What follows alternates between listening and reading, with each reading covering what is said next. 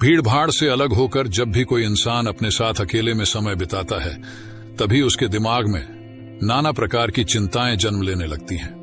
मनुष्य की प्रवृत्ति ही ऐसी है कि वो ज्यादातर समय नकारात्मक ही सोचता है।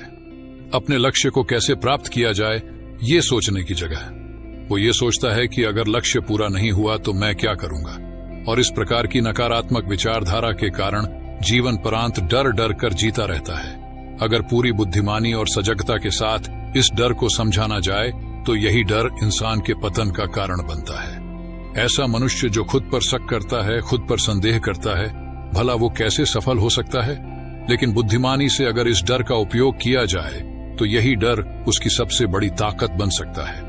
काश केवल एक बार उसने खुद पर विश्वास किया होता तो उसे मालूम होता है कि उसके डर में ही उसकी ताकत का रहस्य छुपा हुआ है। ये कहकर सन्यासी चुप हो गया और चुपचाप अपने कदमों पर ध्यान लगाते हुए जंगली घास पे से आगे बढ़ने लगा। संध्या का समय था। सन्यासी और एक लकड़हारा जंगल में से होकर गांव की तरफ निकल रहे थे। सन्यासी के ये शब्द लकड़हारे को कुछ समझ में नहीं आए।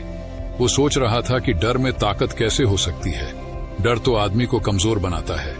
अपने मन की उत्सुकता को जब वह काबू नहीं कर सका तो उसने सन्यासी से पूछा कि महात्मा, ना आप ये क्या कह रहे हैं कि डर में ताकत होती है? डर तो आदमी को कमजोर बनाता है। उसे तो अपना डर दूर करना चाहिए। करारा अपनी बात पूरी कर पाता उससे पहले ही उसे एक शेर की दहाड़ सुनाई दी। शेर की गर्जन सुनकर लकड़हारे का रोम रोम कांप गया। उसके कान खड़े हो गए। जंगल से आती एक एक आहट उसे साफ सुनाई दे रही थी। उसके कदम वहीं पर जम गए थे, वो भी नहीं पा रहा था। उसे पता था कि थोड़ी सी हरकत उसकी जान जोखिम में डाल सकती है। उसका दिल तो तेजी के साथ धड़क रहा था, लेकिन फिर भी वो अपनी सांसों पर काबू पाने का प्रयास कर रहा था। कुछ देर बाद जब खतरा टल गया तब सन्यासी ने कहना शुरू किया।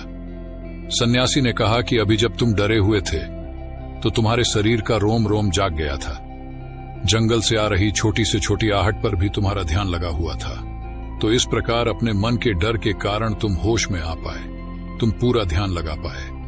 इससे पहले जब तक तुम्हें शेर की दहाड़ सुनाई नहीं दी थी तब तक तुम अपने विचारों में खोए हुए थे, लेकिन जैसे ही तुम्हें शेर की दहाड़ सुनाई दी वैसे ही तुम्हारे सारे विचार गायब होकर हम वर्तमान में उपस्थित हो गए थे।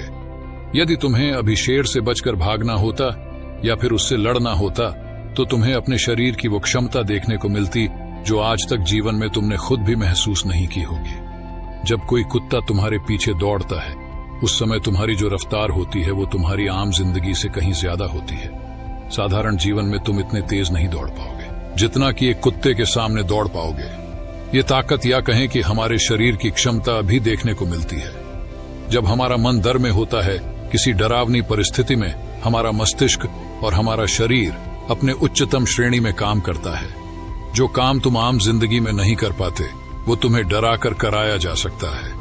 जहां पर भी तुम्हें डर का एहसास होता है वहीं पर तुम्हारी इंद्रियां पूर्ण रूप से सक्रिय हो जाती है। तुम्हारे कानों की सुनने की क्षमता तेज हो जाती है, दृष्टि एकटक हो जाती है, पूरी सजग हो जाती है, सक्रियता बढ़ जाती है।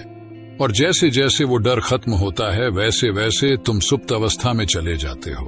तुम सो जाते हो और तुम्हारे इंद्रिय फिर से आराम की स्थिति में चली जाती है। सन्यासी ने लकड़हारे से कहना जारी रखा कि परीक्षा से दिन पहले जो याद करने की तुम्हारी गति होती है वो साधारण याद करने की क्षमता से कहीं तेज होती है। सिर्फ एक बार याद किया हुआ तुम्हें परीक्षा के समय याद रह जाता है और तुम जानते हो कि ये सब परीक्षा के डर से ही होता है।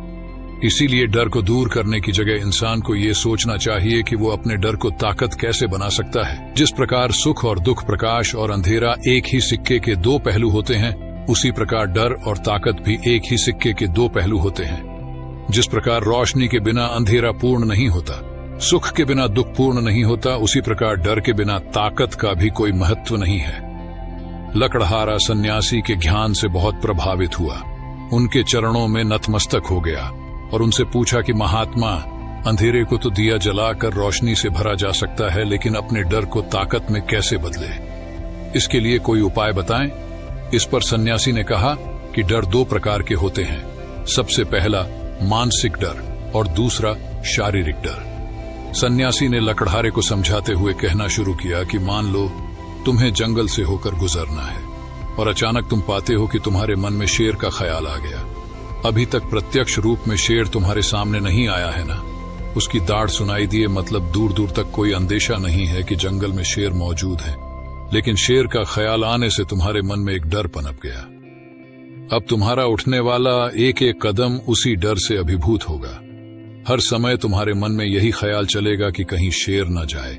ये शेर वर्तमान में तुम्हारे सामने नहीं है, ये तुम्हारी बहुविषय की कल्पना है।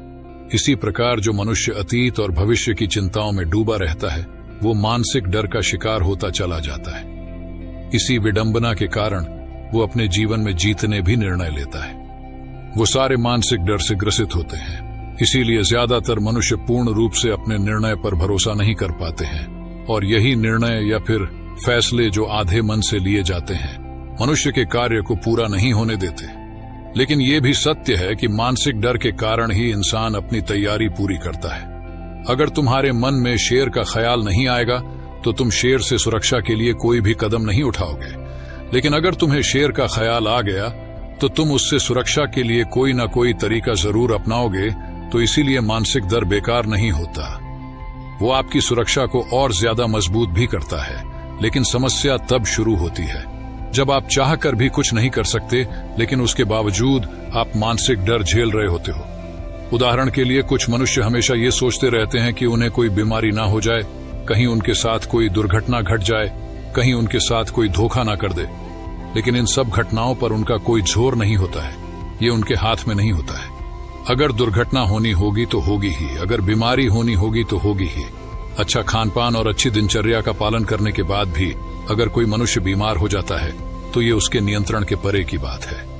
अपनी तरफ से उसने पूरी कोशिश की और यही उसका कर्तव्य था।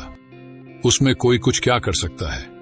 जो घटनाएं इंसान की पहुंच के परे होती है वो उनसे भी परेशान होता रहता है, उनसे भी उसका मन घबराता रहता है, और यही मानसिक डर उसके पतन का कारण बनता है। और यही मानसिक डर अगर सही तरीके से इस्तेमाल किया जाए तो मनुष्य समझदार और अनुभवी कहलाएगा। जो इंसान ये सोचता है कि कांटे सिर्फ दर्द देने के लिए ही बने हैं, वो ये भूल जाता है कि कांटे ही फूलों की रक्षा करते हैं। इसी प्रकार एक ज्ञानी मनुष्य किसी भी चीज का उपयोग अपने सकारात्मक तरीके से कर सकता है, लेकिन एक अज्ञानी मनुष्य है अपनी अज्ञानतावश उन चीजों को भी छोड़ देता है जो उसके लिए उपयोगी होती है। विवेकशील मनुष्य फेंके गए पत्थरों का भी महल खड़ा कर लेता है, लेकिन एक वैज्ञानिक मनुष्य उन पत्थरों को दूसरों पर फेंकता रहता है। अगर किसी मनुष्य को अपने मानसिक डर को ताकत में बदलना है तो उसके कुछ नियम हैं, कुछ उपाय हैं। सबसे पहला उपाय अपने विचारों का निरीक्षण। अगर हम अपने जीवन में अपने विचारों का निरीक्षण करेंगे तो हम पाएंगे कि ज्यादातर विचार हमारे काल्पनिक होते हैं, और इसीलिए जो डर उन विचारों के कारण पनपता है वो भी काल्पनिक होता है।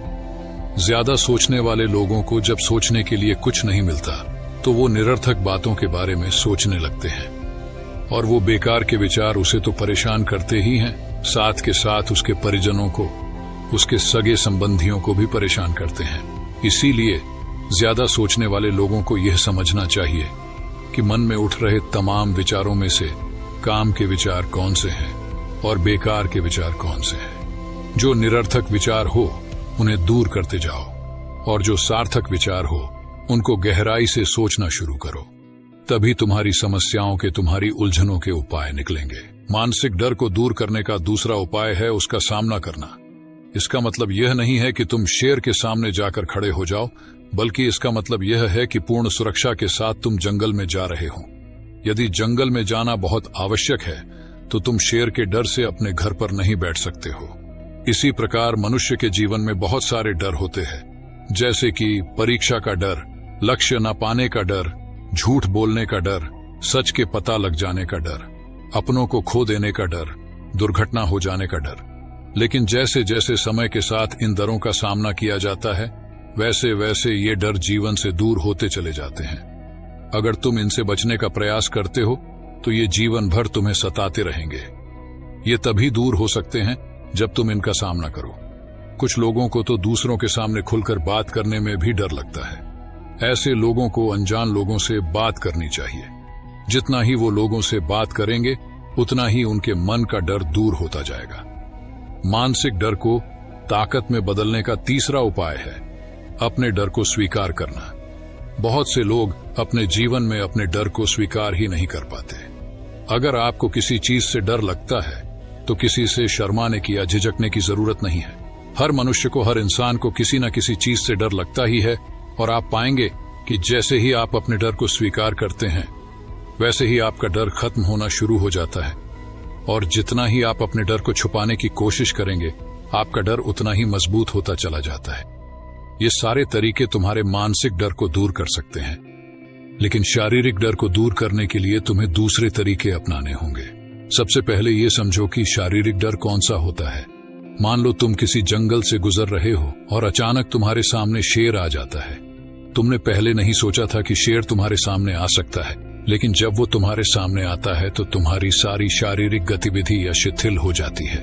तुम्हारी सांसें अटक जाती हैं, मस्तिष्क काम करना बंद कर देता है और तुम्हारा दिल तेजी के साथ धड़कने लगता है। तो इसीलिए जब बिन सोची बात हमारे साथ घटित होती है तो हमारा शरीर उस डर को महसूस कर पाता है और वही शारीरिक डर कहलाता है। ऐसे समय में शारीरिक डर को दूर करने के कुछ उपाय है, कुछ तरीके हैं। सबसे पहला उपाय तो यही है कि अपने ऊपर संयम रखें। जब किसी मनुष्य के साथ बिन सोची बात घटती है तो सबसे पहले उसका संयम टूट जाता है, और संयम टूटने के साथ उसका मस्तिष्क काम करना बंद कर देता है, और इसी वजह से सोचने और समझने की प्रक्रिया भी रुक जाती है, क्योंकि हमारा शरीर उसी प्रकार कार्य करेगा।